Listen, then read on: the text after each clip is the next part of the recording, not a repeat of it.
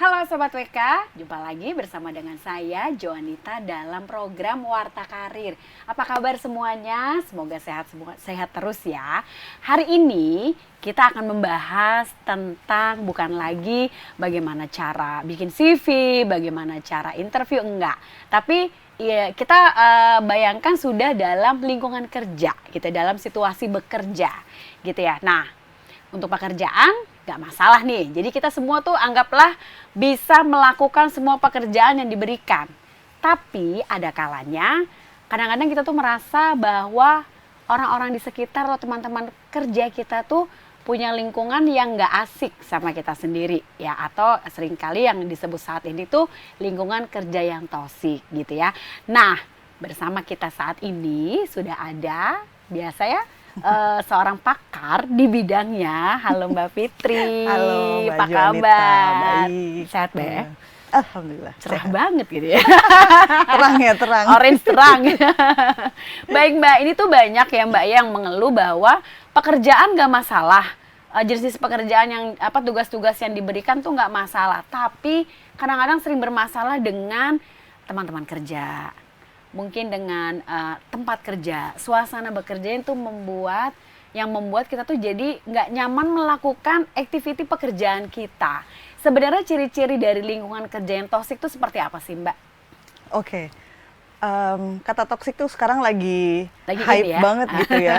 Apa aja disebut toksik gitu.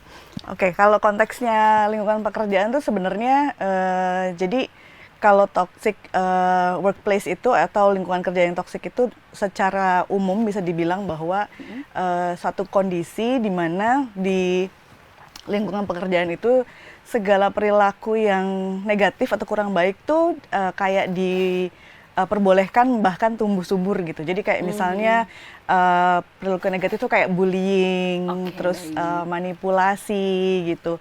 Senioritas masuk gak sih Mbak? Bisa. Mungkin masuk Itu di paling bullying sering gitu. ya Mbak Iya, ya? betul. Itu tuh jadi kayak udah jadi kayak kultur gitu. Jadi kalau kita bisa bicara toxic work environment tuh sebenarnya bukan lagi bicara perilaku orang per orang, tapi ini udah sistemik sifatnya. Jadi udah jadi budaya atau kultur gitu. Jadi itu yang kemudian disebut sebagai toxic. Intinya lingkungan kerja yang toksik itu adalah lingkungan kerja yang nggak bisa bikin karyawan itu ngerasa secara psikis tuh aman gitu. Jadi kayak misalnya gini, paling sering kan kita suka dengar I hate Monday gitu ya. Jadi kalau udah minggu malam tuh, aduh besok ke kantor ya. Nah itu kan berarti ada sesuatu di kantornya yang mungkin dia nggak pengen temuin gitu. Berat gitu ya Mbak? Berat, either temennya atau kemudian atasannya atau pekerjaannya itu sendiri gitu. Atau misalnya bahkan ada yang mungkin kalau udah tingkatnya agak parah bisa mungkin psikosomatis, tiba-tiba ngerasa asam lambungnya naik tanpa sebab gitu, kayaknya jadwal makannya nggak masalah gitu, baik-baik aja gitu, tapi terus tiba-tiba sakit lambung gitu, kayak tiba-tiba gitu. GERD-nya kambuh karena hari Senin datang gitu ya. Meeting Seninan biasanya tuh Mbak yang bikin GERD naik. Nah itu biasanya Mbak, meeting Senin, aduh gitu loh. Gitu kan Mbak ya. Terus bikin lingkungan yang toksik tuh bikin orang misalnya takut kalau misalnya mau speak up gitu, mau kasih pendapat, mau barangkali malah menyanggah pendapat atasannya, takut dihukum gitu, takut kena punishment gitu. Jadi dia lebih memilih diam. Itu juga toksik gitu. Gitu, kurang lebih definisi secara umum tuh kayak gitu. Baik, tadi tuh aku tertarik dengan takut memberikan alasan sesuatu kepada atasan, takut memberikan pendapat, menyanggah dan sebagainya. Nah, kalau misalnya ada, pasti itu ada di lingkungan kerja. Di setiap lingkungan pekerjaan, lingkungan kerja itu pasti ada yang seperti itu ya Mbak. Menurut Mbak Fitri, bagaimana sih kita cara mengatasinya supaya tidak menyinggung mungkinnya dengan atasan atau rekan-rekan sekerja, atau kalau misalnya saya baru masuk ke perusahaan baru gitu ya, kok kepengen ngomong nih pendapat saya kayak gini, tapi kan saya nggak ngerti nih ya teman-teman saya seperti apa. Mbak Fitri ada saran nggak sih untuk teman-teman yang seperti ini? Oke. Berarti ini konteksnya spesifik di menyampaikan pendapat atau sanggahannya. Sebenarnya memang harus lihat situasi dan karakter orang yang akan kita jadi counterpart diskusinya kita gitu. Jadi kalau misalnya konteksnya atasan, mungkin teman-teman harus bisa lihat ini modelnya orangnya bisa nggak ya kalau saya kasih pendapat di depan forum misalnya. Atau dia lebih seneng kalau nanti saya japri aja gitu. Jadi begitu selesai meeting, saya datang ke ruangannya, saya kasih pendapat saya di situ gitu. Jadi harus pinter-pinter apa namanya baca situasi dan baca karakter. Kalau konteksnya kita karyawan baru dan masih apa namanya masih belajar lah ya soal situasi, kondisi lingkungan kerja dan karakter atasan, mungkin lebih baik nggak usah saat itu disampaikan pendapatnya, coba tanya dulu sama seniornya, Mas, Mbak, ini kalau Bapak ini kalau modelnya gimana sih stylenya, kalau saya kasih pendapat di depan forum dia akan tersinggung nggak misalnya gitu.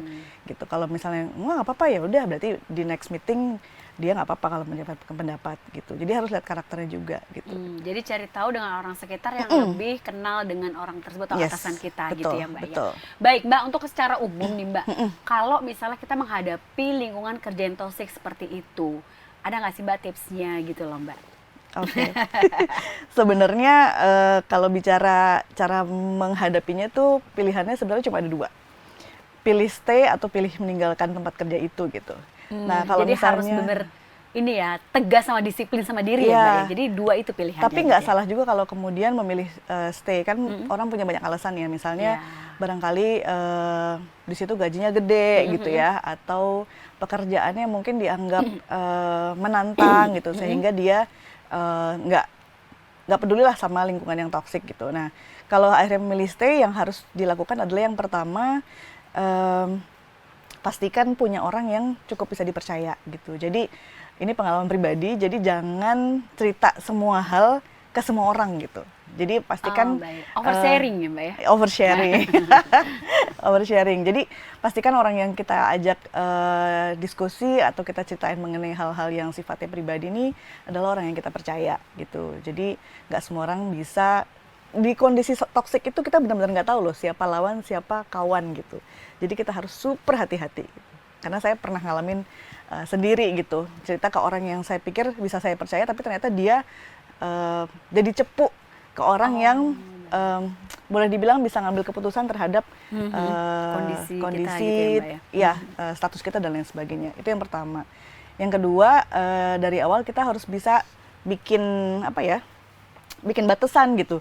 Jangan sampai terus kemudian pekerjaan kita itu membuat kita meninggalkan makan siang misalnya gitu. Terus kemudian bikin kita harus kerja sudah jam kerja, kecuali memang kita mau sendiri ya gitu.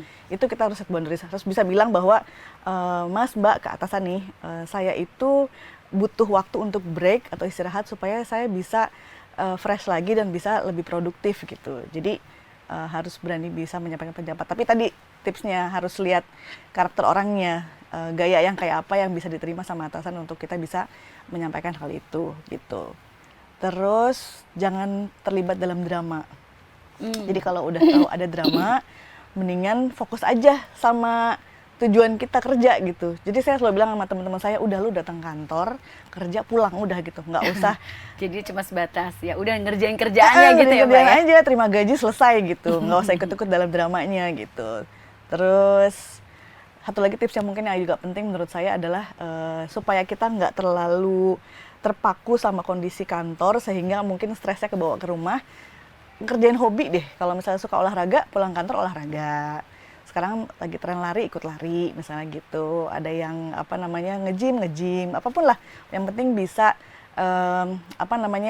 balikin kita punya mood gitu. Setelah seharian, kita kan seharian ya lebih banyak di kantor kayak daripada di rumah gitu. Benar. Itu penting banget. Yang terakhir ya, at the end of the day tetap harus merencanakan keluar dari tempat itu sih, kalau memang itu sesuatu kondisi yang nggak bisa kita tahan lagi gitu, kita udah nggak bisa adaptasi lagi sama situasinya gitu sih menurut saya. Baik, menarik banget untuk tipsnya dari Mbak Fitri tadi. Nah, cuma tadi itu saya juga agak menggarisbawahi, jangan sampai kita terlibat dalam drama di kantor.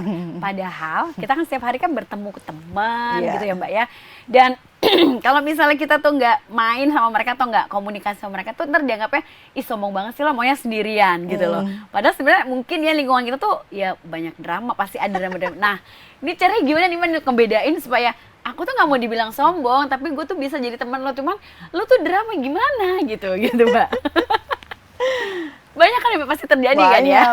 Banyak. Jadi mungkin ya kita nggak nggak kemudian jadi harus menarik diri ya gitu, tapi membatasi aja. Jadi kalau misalnya memang obrolan itu masih sebatas profesionalisme, urusan kerjaan gitu, ya nggak apa-apa, join aja. Tapi begitu kemudian mereka udah mulai mungkin bergosip gitu ya, gibah-gibah gitu, kalau bisa dihindari, dihindari. Kecuali kita tahu orang ini gibah cuma buat apa ya, gosip kantornya lebih kepada untuk diskusi dan lain sebagainya. Tapi kalau udah terus bikin, misalnya berharap bahwa kalau si A ini ngomongin soal si B ke Mbak Joanita ikutan jadi sebel juga sama si A. Nah itu tuh udah ngajak-ngajak gitu ya. cari teman, cari sekutu gitu. Cari sekutu, nah ya. itu mending dihindari gitu sebisa mungkin. Again, menurut saya saya saranin lihat juga karakter orangnya, jangan sampai dia juga tersinggung ketika kita bilang bisalah cari alasan itu, misalnya sorry gue lagi dipanggil bos, atau sorry gue ada meeting segala macam kayak gitu. Itu bisa aja sih gitu dilihat cari alasan yang mungkin masih bisa diterima ya, nggak yang bilang juga nggak mau lu drama, gue nggak mau ngobrol sama lu, nggak gitu juga gitu. Nggak to the point banget gitu ya.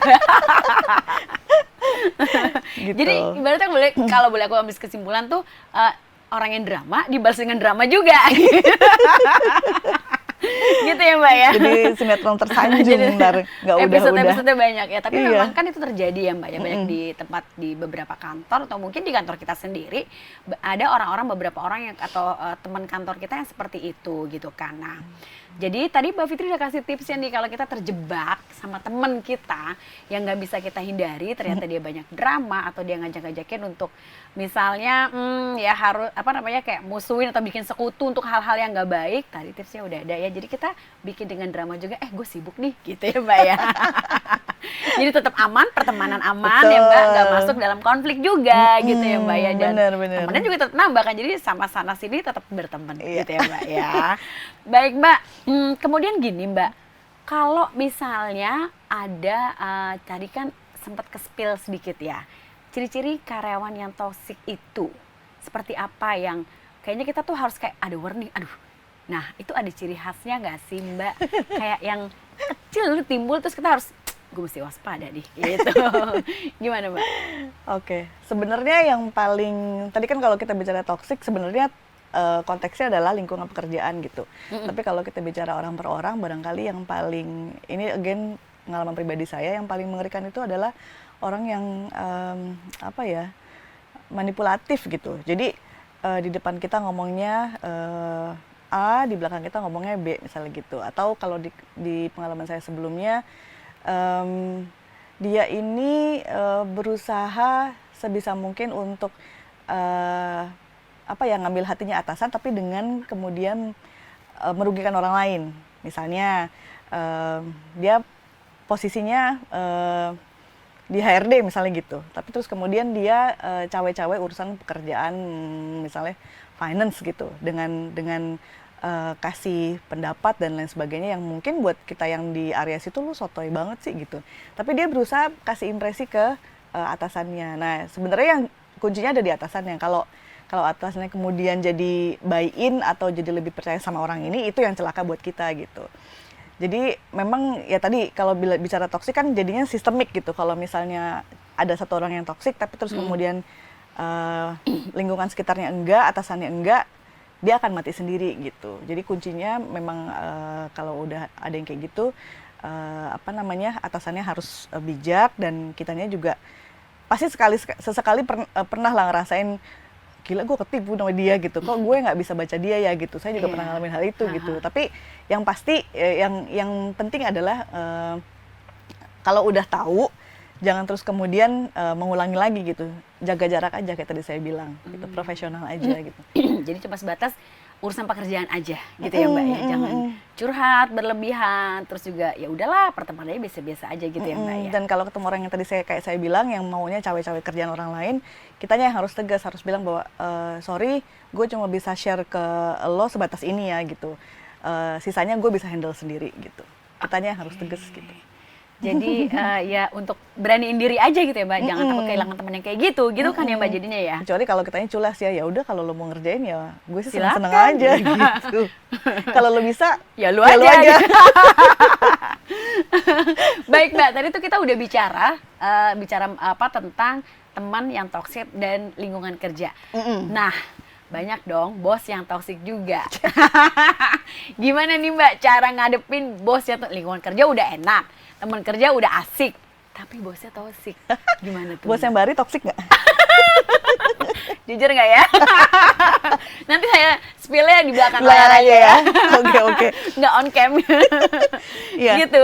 Nah, bos toksik ini menarik. Jadi apa namanya? Ciri-cirinya salah satunya adalah yang paling mengganggu kalau buat saya itu micromanage gitu. Jadi ngurusin yang perintil-perintil gitu. Jadi kayak dia nggak percaya sama timnya gitu. Semuanya dia mau Dia harus tahu under gitu ya, his Mbak. control gitu. Jadi setiap saat tanyain ini udah kerjain apa belum, apa segala macam kayak gitu. Padahal anak buahnya udah expert semua di bidangnya gitu. Itu salah satu contoh toksik gitu.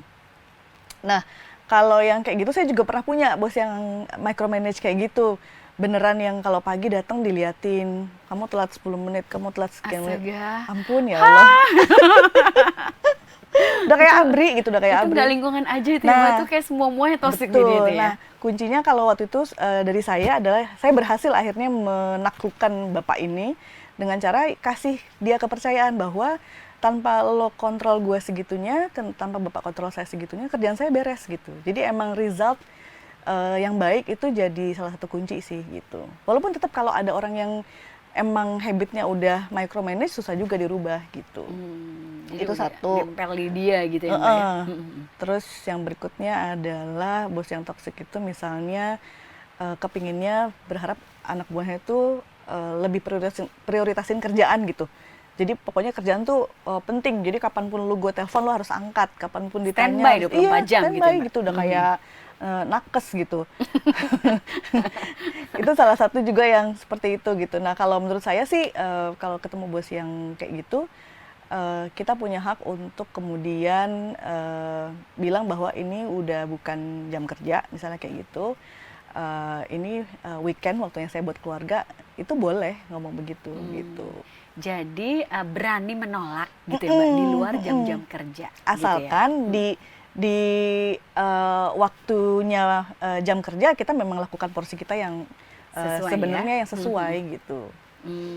Baik. Nah, baik teman-teman, tadi kita udah di-spill nih. Jadi buat teman-teman di luar sana yang sekarang saat ini sudah bekerja maupun yang baru bekerja, jangan jadi seorang pekerja atau karyawan yang toksik.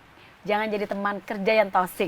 Tapi juga catatan nih buat teman-teman yang udah jadi bos, udah jadi atasan, jangan jadi atasan yang toksik. Itu bener. yang paling penting. Karena kalau atasan udah toksik, lingkungan udah pasti toksik gitu ya, Mbak ya. Benar. Ya kan? Jadi Oke. kuncinya emang atasan. Bener deh. Baik. Baik Mbak, ini terakhir sebelum kita tutup, Mbak Fitri bisa nggak sih kayak menyimpulkan semuanya dari tentang lingkungan kerja yang toksik ini? Silakan Mbak. Oke. Jadi satu kalimat yang saya selalu percaya bahwa itu benar adalah kita bisa milih perusahaan tapi kita nggak bisa milih atasan. Jadi kita tuh nggak akan pernah tahu atasan kita kayak apa sampai kita duduk di dalam dan kerja bareng gitu. Jadi siapapun yang mau kemudian memilih pindah kerja jangan harus manage ekspektasi lah gitu. Belum tentu tempat kita yang baru lebih baik gitu. Walaupun ya itu salah satu resiko yang harus kita ambil. Nah kalau bicara toksik tadi saya udah kasih tips-tipsnya. Kalau memang kemudian nggak punya pilihan selain harus stay di lingkungan yang seperti itu, tadi tipsnya adalah satu, jangan terlibat dalam konflik atau drama, fokus aja sama goalnya gitu. Jadi kalau sebisa mungkin menyibukkan diri aja gitu, sehingga kalau kemudian ada yang mencoba narik dalam konflik atau drama, punya 1001 alasan buat bilang nggak bisa, ini harus deadline-nya harus selesai dan lain sebagainya gitu. Terus ya tadi harus set boundaries, sama cari yang penting memang harus cari orang yang kita percaya. Jadi support system di luar pasti banyak, ada keluarga, ada teman di luar, tapi yang di dalam juga penting. Kita harus punya orang yang kita bisa percaya, kita bisa pegang omongannya, itu penting banget sih gitu. Buat diskusi dan saling jaga gitu, ngingetin lo kemarin gue lihat sama dia begini gitu. Itu penting banget. Jadi punya support system di luar aja nggak cukup, harus punya di dalam juga gitu. Kurang lebih begitu, Mbak. Terima kasih Mbak Fitri untuk insight-nya tadi ya. Kita bisa melamar kerja atau mendapatkan pekerjaan dimanapun, tapi kita juga nggak bisa pilih atasan kita mau kayak apa gitu ya, Pak. Surprise gitu. Jadi ya udahlah gitu kan. Terima kasih teman-teman sudah menyimak kami dalam Warta Karir. Sampai ketemu lagi dalam ulasan dan bahasan yang beda. Terima kasih dan sampai jumpa lagi.